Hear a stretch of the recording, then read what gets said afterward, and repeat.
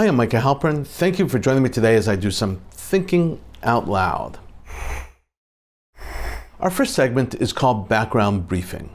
The first thing I've been thinking about is the reaction to the brutal murder of the 6 Israeli hostages. Decent people, caring people in the United States and in Israel were devastated and dumbstruck upon hearing the news that Hamas brutally murdered 6 hostages. Uri Danino, Carmel Gat, Almog Sarusi, Alexandra Lubanov, Eden Yerushalmi, and U.S. citizen Hirsch Goldberg Polin. And yet, as incomprehensible as it is, there were those who support Hamas, support the murderers, the executioners. Their sentiments were the polar opposites. Some deluded people support the terrorist group Hamas. One very candid Hamas supporter in New York City said Hirsch deserved to die. Why did Hirsch deserve to die? Because he was a Jew. This becomes a conundrum.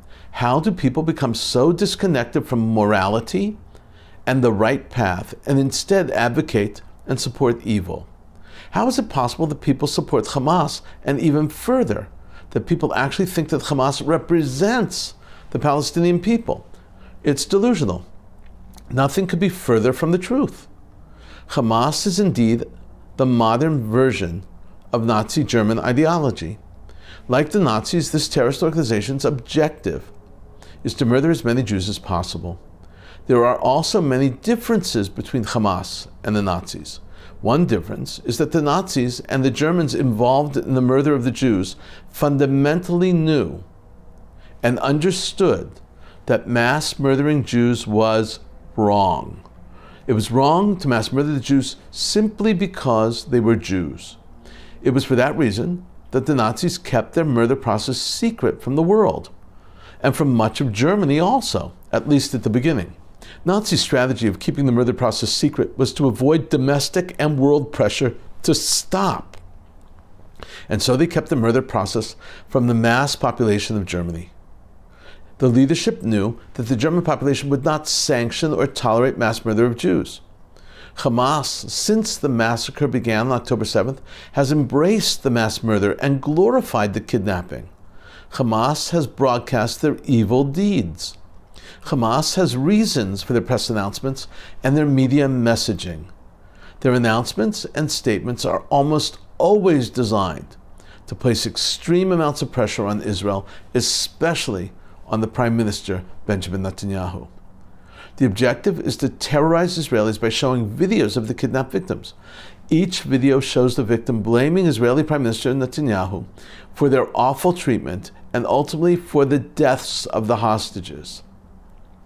Hamas wants Israelis to press Bibi Netanyahu into a deal favoring Hamas. They especially want families of the hostages to be very upset. The more upset, the more pressure. And when the families are upset, the entire country is upset. It becomes a pressure cooker. Israel is one big family. At the same time, Hamas wants the world, especially leaders in the world, to apply more pressure on Israel. They are especially counting also on the Arab countries and Muslim countries to raise a racket. They expect countries that are part of the Abraham Accords and others who have diplomatic relations with Israel to be angered at the number of Muslim deaths by the hand of Israel. Hamas knows that Israel wants to expand ties in the Muslim world. It hits a very sensitive nerve in Israel. Abu Ubaidah, Hamas spokesperson, said, and I'm quoting here, "We say to everyone clearly that after the Nusayrat incident, new instructions were issued to the Mujahideen assigned to guard the prisoners regarding dealing with them if the occupation army approached their place of detention." Echoing him, Netanyahu killed 6 prisoners and is determined to kill the remaining ones, said Sami Abu Zuri, a senior Hamas official. The Israelis should choose between Netanyahu or the deal, Zuri said, referring to the proposed ceasefire plan that the Prime Minister has balked at, partly because it does not ensure the eradication of Hamas. Now the German media outlet Der Bild, it's called, has authenticated a document that Hamas leader Yahya Sinwar has approved. The document on the computer discusses Hamas's strategy. It confirms that the strategy that one of the main goals of the Hamas movement is to apply as much pressure as possible on Israel. The pressure should be brought internally by families of the kidnapped victims and externally by foreign leaders. According to the Bild, Israel should always be blamed for everything, especially for the failed ceasefire talks. It does not matter if it is true. The international media needs to be fed the Hamas propaganda. The document reads, and now I'm reading from the document itself. Continue to exert psychological pressure on the families of the hostages, both now and during the first phase of the ceasefire, so that the public pressure on the enemy government increases.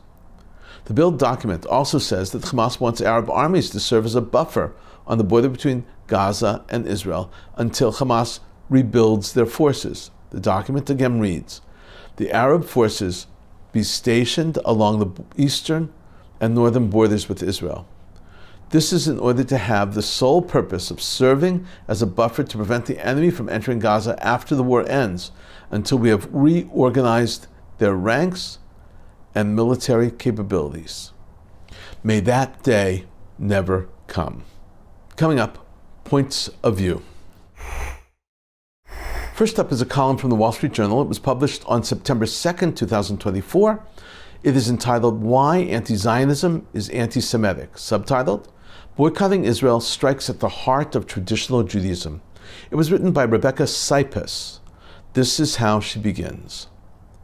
The American Association of University Professors didn't mention Israel when it recently reversed its nearly 2 decades-old position on academic boycotts. But the target is obvious. The AAUP is inviting boycotts of Israel. The omission of the word Israel is only one of the ways that the AAUP masks its discrimination. Another is the statement's insistence that academic boycotts should not involve any political or religious litmus tests. This clause might appear inclusive and conciliatory, but has an invidious purpose, explicitly claiming that anti-Zionism, the motivation behind boycotts of Israel, isn't anti-Semitic. Sipes now explains that you cannot separate Israel from Judaism, not now and not then. She writes, this is false. Anti-Zionism undermines the millennia-old ties between Judaism and the land of Israel. What the AAUP is doing is giving license to religious litmus tests against traditional Judaism. As she continues, she explains how she was attacked at Rutgers for calling this out. And she wrote about it. She writes in this essay from the Wall Street Journal, while preparing to leave my position as a tenured full professor and academic administrator at Rutgers University in May, I was called out for claiming that campus anti-Zionism was tantamount to anti-Semitism. New Jersey Star-Ledger ran a column defending the university administration's handling of the anti-Israel encampment that had disrupted final exams for hundreds of Rutgers students. The Star-Ledger quoted several faculty members who insisted that there was no anti-Semitism at Rutgers, only anti-Zionism. I was cited as an unreasonable exception by contending that calls for Israel's destruction, including the view that Israel has no right to defend itself or its citizens, are anti-Semitic. She explains that criticism of the government is not the same. That's valid. Wanting to destroy Israel is different, she writes.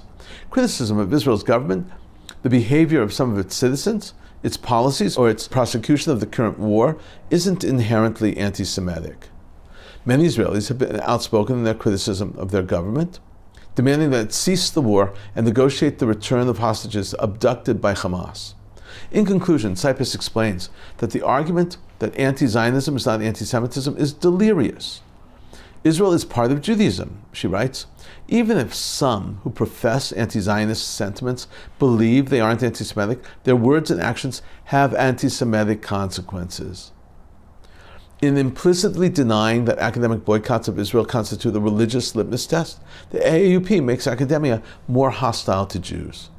academics who would be outraged if anyone tried to dictate to any other religion what its beliefs should be. Academic boycotts of Israel curtail the free exchange of ideas with Israeli scholars and institutions, and they seek to undermine the connection between diaspora Jews and the Jewish homeland in Israel.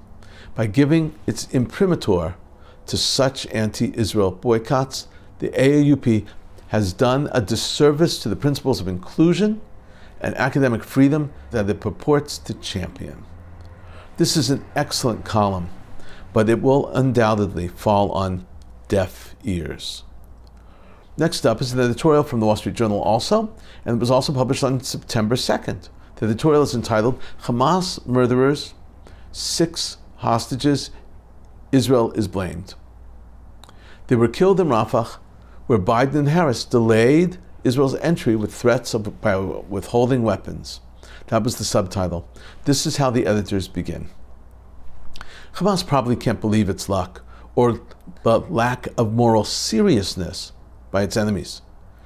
The terrorists murdered 6 Israeli hostages, including 1 dual citizen, American and Israel, is suddenly under pressure to make concessions to Hamas. That's the way it looked Monday, a day after Israel said it recovered the bodies of 6 hostages. They were evacuated in a Gaza tunnel only a day or 2 before Israel reached them, shot multiple times at close range. The hostages are Eden Yerushalmi, age 24, Ori Danino, age 25, Alex Lubinov, age 32, Carmel Gat, 40, Almog Sarusi, 27, and Hirsch Goldberg Polman, the U.S. citizen, 23. We have met Hirsch's parents, John Polman and Rachel Goldberg, and were struck by their strength and good courage, willing to do anything and go anywhere to help their son. The crime here is all on Hamas, which took the innocent hostages on October 7th and has refused to release them through multiple rounds of U.S. brokered negotiations. Egypt threatened to abrogate its peace treaty with Israel over it. Israel has since found over a dozen tunnels from Rafah into Egypt, which insists that Israel leave the border to let Hamas's arms struggling resume. It could be clear now why Israel couldn't let Hamas rule Rafah. Mr. Biden said on Sunday that Hamas leaders will pay for these crimes. But his next sentence pushed for a ceasefire to end the war. Ms. Harris says Hamas cannot control Gaza, unquote. An important line that has been missing from her speeches. But that also seems at odds with her insistence on an immediate ceasefire. The editorial continues. In executing hostages, Hamas must have figured it would increase pressure on Mr. Netanyahu. Many Israelis demand he make more concessions toward a deal because Hamas has rejected the past several, including the U.S. proposals, which Mr. Netanyahu accepted. Israel's largest trade union held a brief strike on Monday to demand a deal. Others call it giving into terrorism. The right of center group of hostage families is now demanding the end of negotiations and more military pressure on Hamas.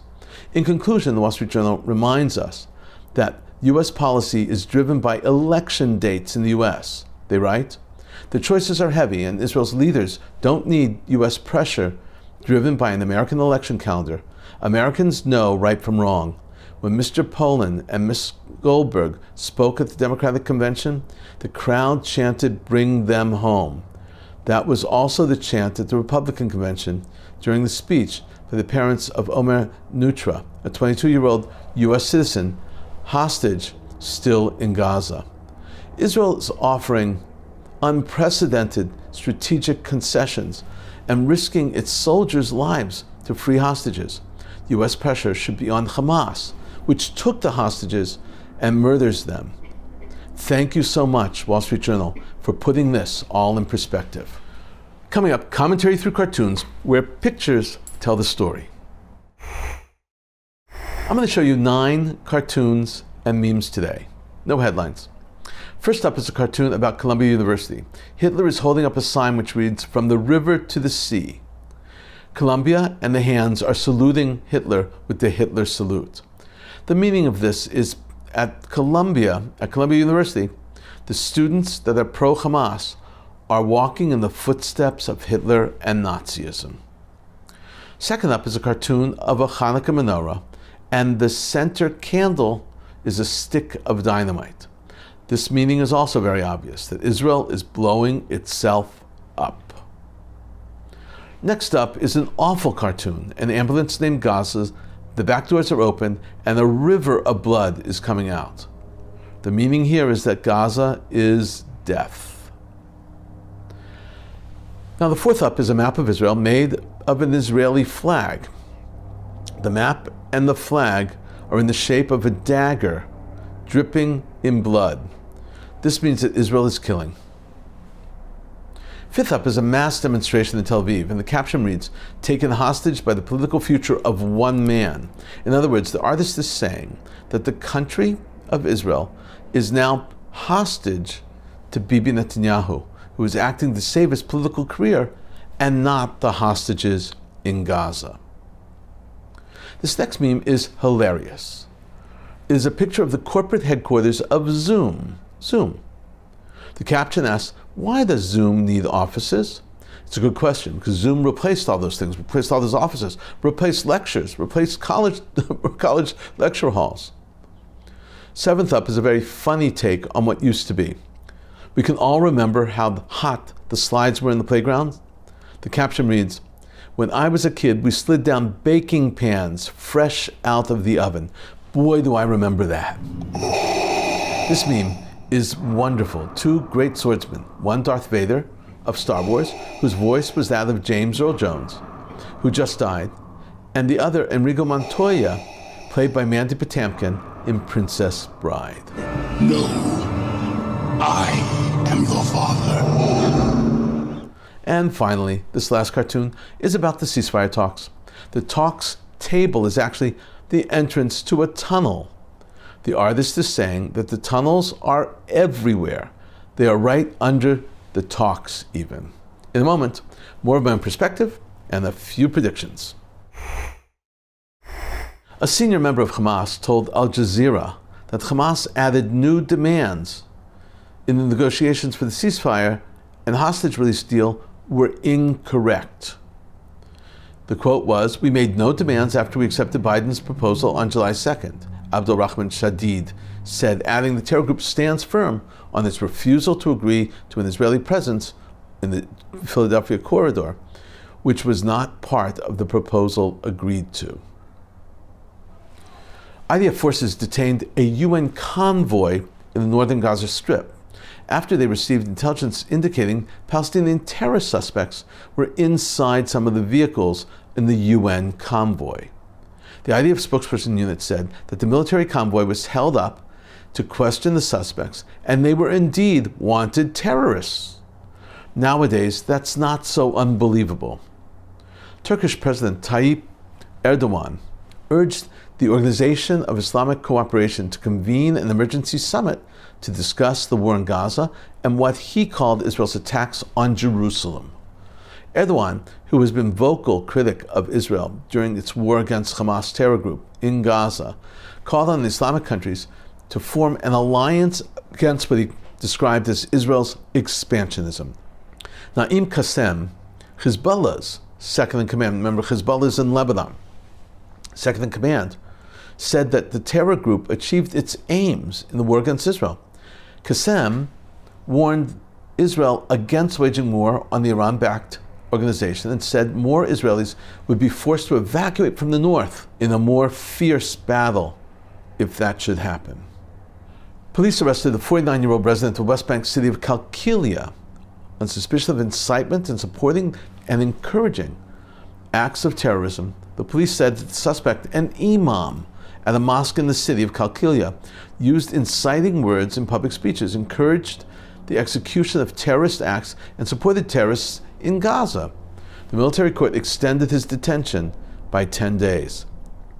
Sky News in Arabic reported that Saudi Arabia will call for an Arab Islamic summit in Riyadh, where it will discuss the Palestinian situation, stopping the war in Gaza, and identification with the Egyptian position and the two-state solution. The head of the National Unity Party, Benny Gantz, met with U.S. Secretary of State Antony Blinken during his visit to Washington for a conference, Gans reportedly indicated to Blinken that the plan for a return of the hostages that is on the table has widespread support in both the Knesset and the Israeli public, and that Netanyahu will also have political safety net to deliver it. Gans also told the Secretary of State that after months in which Hamas rejected the proposal, the world is expected to back Israel to increase civil and military pressure on Gaza. Gans emphasized that this is what brought about the first hostage deal, and this is also what will hasten the decision of Hamas. The commander of the U.S. Army's Central Command, CENTCOM, General Michael Kurilla, landed in Israel and met with Israeli Chief of Staff, Major General Herzi Halevi, to assess the situation, the IDF spokesman reported. The general's visit focuses on current threats, with an emphasis on the threats from Lebanon and Iran in the northern arena.